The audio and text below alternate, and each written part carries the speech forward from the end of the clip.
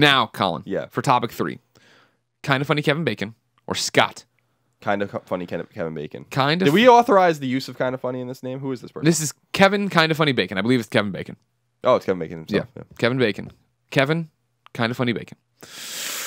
He says, if VR were to ever get to a point where it literally feels like you're in that world, what games would you want to play?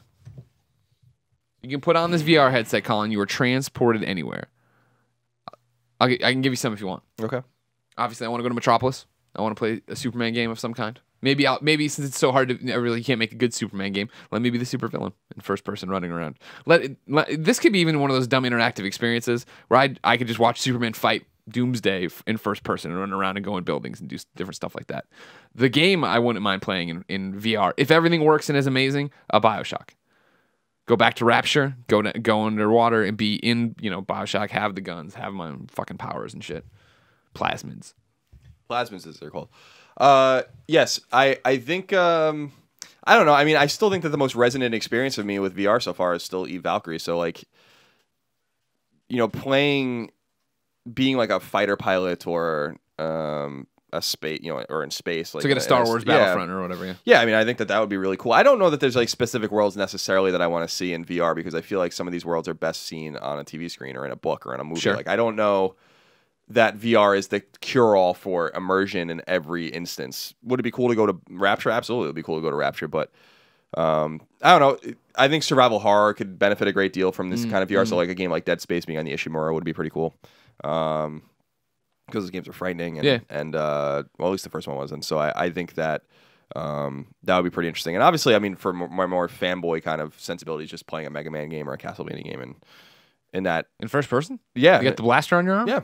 So like a Metroid Prime kind of thing. Yeah, I wouldn't want to play like a Mega Man. You won't be able to play a side scroller, but more the Mega Man. You're just like sitting there staring at Mega Man going side. You like walk around. He's just on this like little one block thing running. Well, we've always talked about how I've always wanted to reboot Mega Man if I was given the option to reboot it as an open world game, and like we're in your city or Megalopolis or whatever the city. 20XX. Yeah, and like be able to do that. So that would be pretty cool, like a more gritty Mega Man, like a realistic Mega Man. And the same thing with Castlevania would be, just the gothic kind of aesthetic to the game. It's very similar to, Bloodborne, I think resonated with me on an aesthetic level so much because it looked like Castlevania. And people were saying, and I think I was saying it too on Twitter, like, man, like, From Software could really do something special with Castlevania. Just looking at this game, like, this felt like more of a Castlevania game than what fucking Mercury Steam did for sure. So being in that kind of gothic, open world would be pretty cool too. But I'm not sure that there's like specific things that I'd want to necessarily visit. What I want is for people to, or developers to create the games that they want to create and convince me that they're worth playing in VR. As opposed to like taking experiences that already exist and pigeonholing them into now being a VR kind of experience. It doesn't necessarily have to go that way, right? For me. Do you think VR is the future? I think it's part of the future. I don't think it's going to be the future. I think people are always going to play games with a controller in their hand. I've been saying that for years. I don't think that's ever going to change. There's a tactile nature to playing video games. We've been down this road. I don't know how many times we have to go down this fucking road to see that like it's not going to stick. Yeah. And the second I'd like people to listen. I don't want any. I mean, and it's not that I don't want VR. I just don't see it as a viable future in terms of it's going to be the definitive thing, and that's what everybody's going to do. And what I mean? Like to see Sony put so much behind Morpheus is a concern for me that they didn't learn from the mistakes of Move. You know what I mean? Like that's the thing for me. Oculus is a different story. Oculus, you're making it for a community that is already ready. I'm pointing over at the Origin desktop, ready to invest all of this money into their hobby, right? And think it's cool to keep up with graphics cards and drivers and all this different stuff. They're down for that unique experience they do every so often. Whereas I think console gamers aren't. And I don't think you're going to see that kind of support. And I worry if you're going to see the bottom fall out again, and that if the failure of Morpheus will basically torpedo Oculus. Yeah, maybe. I still think they're two different things. I still think it's way more likely that Oculus is obviously successful than Morpheus, but I don't think it's necessarily likely that either of them are successful commercially. I think that there's going to be a space for them both. The problem is making games for them and finding financial reasons to make games for them. It's the same thing with Move. Like, it's a chicken and the egg thing where it's like Move could have been successful if people made games for them that were successful, but there were no successful games for it, so people didn't make games for it. So it's not that Move was necessarily a bad idea or the Wiimote was a bad idea. It's just that, or Kinect's a bad idea. It's just that the market's kind of speaking that they don't want this. So it's not like you couldn't have made a proof game that would have really convinced you. I liked some games on all of those things. So Yeah. we talk about Sports Champions a lot, for instance, which I think was a lot of fun. It was like a way better Wii Sports, and I thought that game was fun, and I enjoyed it. Yeah, they made two of them. Yeah. And Archery was dope. Yeah, it was. It was just something cool about playing. Like it was just the PlayStation Move is just a way better device than the Wiimote in terms of what it could do. So it was just it was a deeper experience, but it didn't matter. So I think that with VR, you're gonna have experiences that are going to resonate. Like for me, like Eve Valkyrie or something, or like the Sony London underwater demo that they did. It was probably like when you're in a cage. It's pretty cool, but like, how do you make this into a game? I don't know. I don't think that it's the gameplay that matters in terms of VR's viability. What matters the most is, are people going to find financial reasons to make compelling games on it? And that's a big thing. And will you be able to convince people to buy high-end computers or PlayStation 4s to play them? Because again, as I've said so many times, these things do not process by themselves. Like, they need big, expensive, bulky devices to play, and until you don't need those anymore, that's the barrier for VR. That's it. I think that is the barrier for VR. Once these things become powerful enough and the tech becomes cheap enough that people can go out and buy a $500 headset, and that is all you need, and maybe a controller or something like that, that's a different story. Then you are really talking about something that I think absolutely can be commercially viable, like no doubt about it. But as long as you have to have a $2,000 computer to hook up Oculus to, there's no prayer. There's no prayer that as long as you're selling PlayStation 4s without it bundled in. Yeah, and I think they will bundle Morpheus probably, but again, it's that's what we thought about Vita, and we saw how well that went. But the pricing is probably the problem. It's exactly, if you can't give value to a bundle, then there's no reason to really do it. And I think that was the problem with Vita. Like, your bundle would have had to been $600. So that's what this will be too, though. This is the problem here. It would be more expensive than that. Yeah, well, that's what I'm saying. There's just no value. Yeah, so not the price tag. I don't know. I'm a little more bullish about it than you are, I think. But because I think that VR has been in the conversation of games, as a lot of people that have played games for a long time know, for many years, for decades. So this isn't a new conversation, and these VR devices aren't the first VR devices. These are the first that have taken hold and taken root, and really taken root. Oculus has really taken root, and it's found believers in the development community, which is very important. But the developers have to eat, and they have to support their families and pay their rent or their mortgage and stuff like that. So if you're making a great game on Oculus, and it's selling 5,000 or 10,000 copies or something like that, it's not going to cut it. And so Oculus must proliferate first, but it's the chicken and the egg problem I was talking about.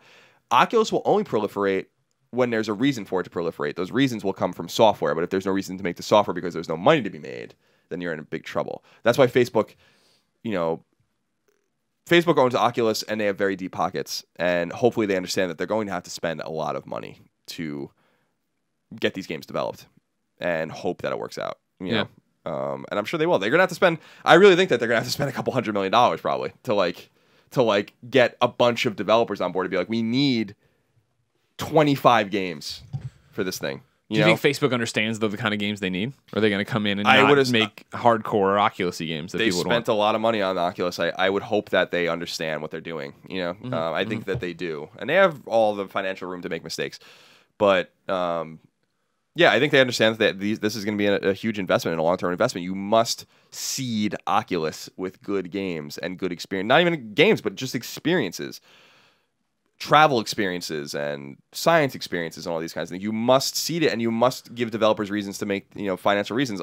Game development, as much as not everyone, but a lot of people like to argue about the expensive games and stuff, and complain about all these things. It's not an altruistic pursuit.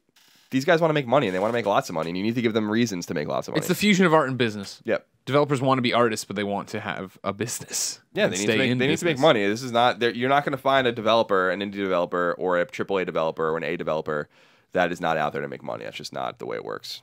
This is, for all the complaints about capitalism in the games industry, you would think that this wasn't a industry founded completely because of the capitalist system. Do you think it's some sort of utopian fucking communist system that there's room to play games or have a game industry or whatever? Like the whole thing is predicated on making money, on leisure, So but we're at that point, right, where we want to be taken as an art form, and that's where it gets dicey. And I am with you. Don't get me wrong. I understand the argument. I'm just saying that's where it gets dicey when you know that there are developers out there who are making games and trying to make art, but then there are publishers who are trying to make money. And where do those two meet? And how do you get a marketing plan? How much of a game do you show? What do you charge? Da da da da. Yeah, I still think that I still think it's still reductive though, because publishers, yes, they want to make money. They're the businesses that make money, but the developers want to make money too. Sure. The indies want to make money. They want to make lots of money. But they want to make money making the art they want to exactly. But and then, again, it is the unholy like marriage, which has been going on for hundreds, if not thousands, of years of money, patronage, and art. So yeah, it's always going to be a conundrum. That conundrum is always going to be there, but it's there with any business, right? We love what we do, but we want to make money on it. We want to continue to grow, expand, live in our homes, have enough to go out, do these different things, right? There's nothing wrong with that. Yeah. So like you just have to marry those two ideals together, and they must. If they don't, then it's going to fail. But I don't think Oculus is going to fail. I think it's just going to iterate and become another segment of the market that, I think will be very appealing to both casuals and hardcore people. And I think that the proof will be in the pudding, man. The problem with these devices is that you cannot show people what you're seeing until you actually put the device on. It's impossible. That's really tough. In fact, if you look at like a screen of what's being rendered on Oculus or people haven't seen it on Oculus or on Morpheus, it's just a blurry screen. Like you can't. You get the binocular vision too on the side, where you have the double image of the same thing going on. So it's just like you have to get these things in stores. You have to get these things in people's hands. You have to have a ground game. And it's gonna be tough. It's gonna be a very grassroots kind of thing.